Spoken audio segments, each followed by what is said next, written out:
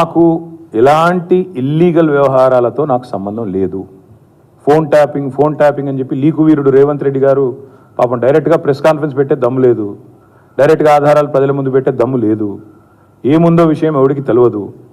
Police రిమాండ్లో ఉన్న వాళ్ళకి కూడా ఫోన్లకు వెళ్ళి మీకు లీకులు వస్తాయి. ఈయన లీకు వీరుడు. మరి లీకు వీరుడు ఏదో కష్టపడి నా క్యారెక్టర్ అసాసినేషన్ చేయాలనే ప్రయత్నంలో చాలా బలంగా ఉన్నాడు. ఎవరో హీరోయిన్లను నేను బెదిరించిన అంటది ఆ మంత్రి. ఆమెకు నెత్తుందా లేదా నాకు తెలియదు. నాకు అంత కర్మ ఏంది, నాకు ఈ దిక్కుమాలిన పనులు చేయాల్సిన పరిస్థితి ఏంది, నాకు ఎలాంటి ఫోన్ ట్యాపింగ్ వ్యవహారంతో నాకు ఎలాంటి సంబంధము లేదు. ఈ అడ్డమైన మాటలు ఎవరైనా మాట్లాడితే, చెత్త మాటలు ఎవరైనా మాట్లాడితే వారు మంత్రి అయినా ముఖ్యమంత్రి అయినా తాట తీస్తాము, లీగల్గానే చూసుకుంటాం. తాట తీస్తామంటే మళ్ళీ మీరు ఇదే యూట్యూబ్లో తమ్మునీళ్ళు పెట్టి తాట తీస్తామన్నాడు ఈయనకు అహంకారం ఎక్కువ అని చూపెడకూరి. అది వినండి, తొందరపడకండి. తప్పకుండా లీగల్గానే ఎదుర్కొంటాం, న్యాయపరంగానే ఎదుర్కొంటాం. మాకు ఎవరిని బెదిరించాల్సిన అవసరం కానీ ఎవరిని ట్యాపింగ్ చేయాల్సిన అవసరం కానీ లేదు. కానీ దయచేసి మీడియా మిత్రులు నేను కూడా కొడతా ఉన్నా. 2014లో మా ప్రభుత్వం వచ్చింది. మా ప్రభుత్వం రాకంటే ముందు కాంగ్రెస్ ప్రభుత్వం 10 ఏళ్ళు ఉంది. ఆనాడు కాంగ్రెస్ ప్రభుత్వంలో దయచేసి ఇది గుర్తుపెట్టుకోండి, రాయండి, మీరు కావాలంటే మీ ఆర్కైవ్స్లోంచి తీయండి. ఆనాడు కిరణ్ కుమార్ రెడ్డి గారు 2011లో ముఖ్యమంత్రిగా ఉన్నప్పుడు మేము ఆరోపణలు చేయాల. కాంగ్రెస్ ఎంపీలు ఆనాడు ఈరోజు కాంగ్రెస్ ప్రభుత్వంలో మంత్రులుగా ఉన్నవాళ్ళు, ఎమ్మెల్యేలుగా ఉన్నవాళ్ళు కోమటిరెడ్డి రాజగోపాల్ రెడ్డి, డాక్టర్ గడ్డం వివేక్, అదేవిధంగా పొన్నం ప్రభాకర్ గారు ఈరోజు మంత్రి. వీళ్ళు ముగ్గురు ఆనాడు ఆరోపణ చేసినారు.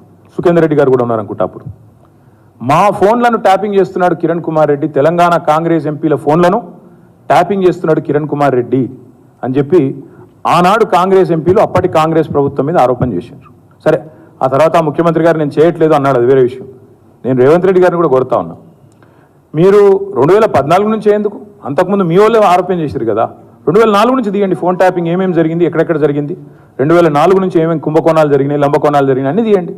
ఇంకొక మాట కూడా నేను మిత్రులారా మీకు గుర్తు చేస్తా ఉన్నా, అధికారులు మారలేదు, ప్రభుత్వం మారింది, పార్టీ మారింది. ఇదే శివధర్ రెడ్డి ఈరోజు ఇంటెలిజెన్స్ డీజీ అనుకుంటే ఇప్పుడు ఆయన, ఆనాడు ఇంటెలిజెన్స్ ఐజీగా ఉన్నారు కేసీఆర్ గారి గవర్నమెంట్లో. ఈరోజు టీఎస్పీఎస్సీ చైర్మన్గా ఉన్న మహేందర్ రెడ్డి గారు ఆనాడు రాజశేఖర్ రెడ్డి గారి గవర్నమెంట్లో ఇంటెలిజెన్స్ ఐజీ, ఆ తర్వాత మా ప్రభుత్వంలో డీజీ, హైదరాబాద్ సిపి. మరి ఈరోజు డీజీపీగా ఉన్న రవి గుప్తా గారు ఆనాడు హోమ్ సెక్రటరీ. వీరందరూ కూడా మరి ఈరోజు మా మీద చేసే ఆరోపణలు కానీ, ఇష్టం వచ్చినట్టు ఇచ్చే లీకులు కానీ, మాట్లాడుతున్న మాటలు కానీ, ఆ రోజు అధికారుల ప్రమేయం నిజంగానే జరిగింది అనుకుంటే ఒక్క నిమిషం, ఈ అధికారులకు ఎవరికి తెలియదా, వారెవరు బాధ్యులు కాదు, ఒక కేసీఆర్ గారు మాత్రమే బాధ్యుడు అనే లైన్లో ఇవాళ ఏదైతే లీకులు ఇస్తున్నారో లీకు వీరుడు, నేను అడుగుతా ఉన్నా.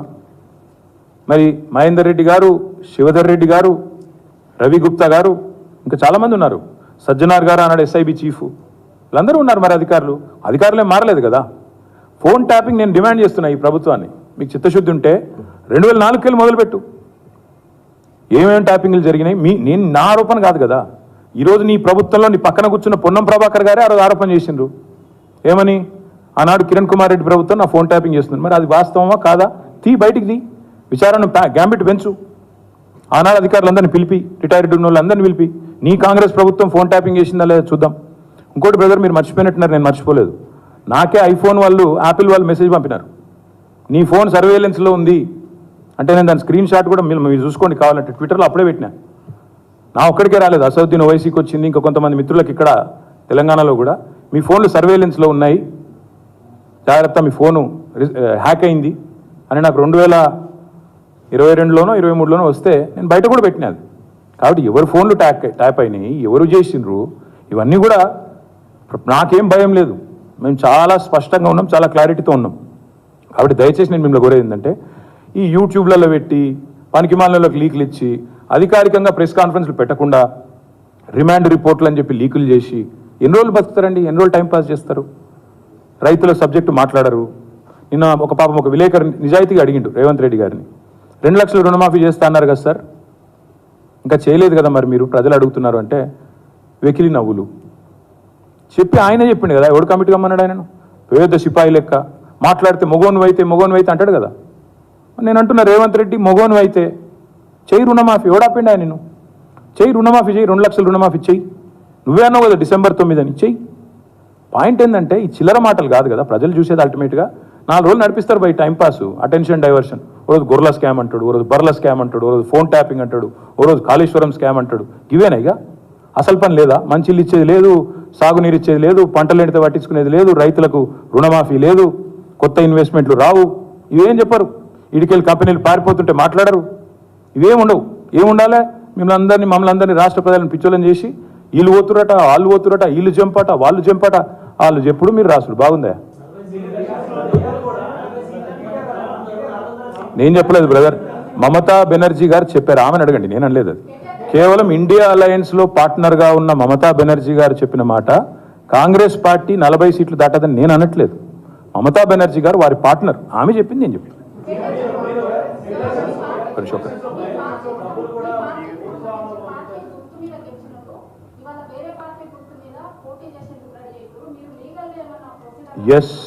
ఎస్ ఇదిగో ఈ సుప్రీంకోర్టు తీర్పు అమ్మా, నాది నీది కాదు. దిస్ ఇస్ సుప్రీంకోర్టు తీర్పు. Speaker should decide on disqualification with in 3 months. Supreme court. So Kadiyam Srihari గారి పదవి ఊస్టింగ్ గ్యారంటీ, దానం నాగేందర్ గారి పదవి ఊస్టింగ్ గ్యారంటీ. తప్పకుండా ఇద్దరి కూడా జరుగుతుంది. ఇంకెవరో కండువా వేసుకుంటారో వాళ్ళందరిది కూడా జరుగుతుంది. ఆ 2 చోట్ల ఉప ఎన్నికలు పక్కా వస్తాయి. గన్పూర్లో వస్తుంది తప్పకుండా మీకు 1000%. దాంతోపాటు మన ఖైరతాబాద్లో కూడా ఉప ఎన్నిక ఖాయం. ఇది నాది కాదు, మీకు పంపిస్తాను, చూసుకోండి, చదువుకోండి. నేను చెప్పడం కాదు ఇది. ఇంకొక మాట, ఇది సుప్రీంకోర్టు చెప్పిన తీర్పు, మీకు మొత్తం కాపీ ఇస్తాను. ఇంకొక మాట, March 18 నాడు మా శాసనసభ్యులు అందరూ కూడా పోయి దానం నాగేందర్ గారిని డిస్క్వాలిఫై చేయాలని స్పీకర్ గారిని కలిసాం. March 18 నాడు. తర్వాత మళ్ళీ మొన్న ఒక 4-5 రోజుల కిందట పోయి అసెంబ్లీ సెక్రటరీ గారిని కూడా కలిసి, అసెంబ్లీ సెక్రటరీ లేక తప్పించుకుంటే ఆయన పాపం రూమ్లో దాక్కుంటే జాయింట్ సెక్రటరీకి ఆ కాగితం ఇచ్చి రిజిస్టర్ పోస్ట్ వేసి మొత్తానికి స్పీకర్ గారికి మళ్ళీ గుర్తు చేశాం. ఏమని? Automatic disqualification. ఎందుకంటే ఒక పార్టీలో గెలిచి ఇంకో పార్టీ అభ్యర్థి అయింది దానం నాగేందర్, కాబట్టి ఆటోమేటిక్ డిస్క్వాలిఫికేషన్ ప్రెసిడెంట్ ఉంది. ఇదివరకు భూపతి రెడ్డి అని ఒక ఎమ్మెల్సీ ఉండేది నిజామాబాద్లో, ఆయన ఇట్లే కాంగ్రెస్ అభ్యర్థిగా పోటీ చేయగానే ఆటోమేటిక్గా బీఫామ్ తీసుకోగానే డిస్క్వాలిఫై చేసినారు. తర్వాత కోర్టుకు పోతే కోర్టు కూడా అవును ఇది కరెక్ట్ అని చెప్పింది. అందుకే మేము స్పీకర్ గారికి మనం పంపించినాం, మీరు వెంటనే చేయండి అని. స్పీకర్ గారికి కూడా ఈ ఆదివారం దాకా సమయం ఇస్తున్నాం, మీరు తేల్చండి. ఈ ఆదివారం లోపల, ఈ వీక్లో తేల్చండి. తేల్చకపోతే ఖచ్చితంగా హైకోర్టుకు పోతాం, తప్పకుండా అవసరమైతే సుప్రీంకోర్టు దాకా పోతాం. ఎందుకంటే ఇది కోర్టు తీర్పు, మాది కాదు. 1000% దానం నాగేందర్ గారు, అదేవిధంగా కడియం శ్రీహరి గారు ఇద్దరు పదవులు ఊస్తవుతాయి. ఉప ఎన్నిక వస్తుంది, న్యాయ పోరాటం చేస్తాము. ఈ ఆదివారం దాకా స్పీకర్ గారికి మేము కూడా మా పార్టీ తరఫున గడువిస్తాం.